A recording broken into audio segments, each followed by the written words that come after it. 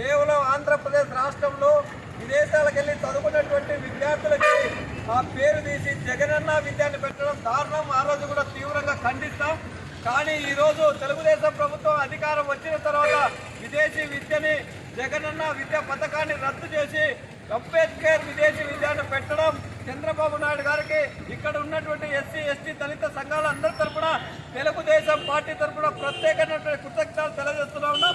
ఇప్పటికైనా దళితులు మరంత విధంగా చదువుకొని విదేశాలకు వెళ్ళి అందరికీ సముచిత స్థానం కల్పించాలని మనసారా కోరుకుంటూ సెలవు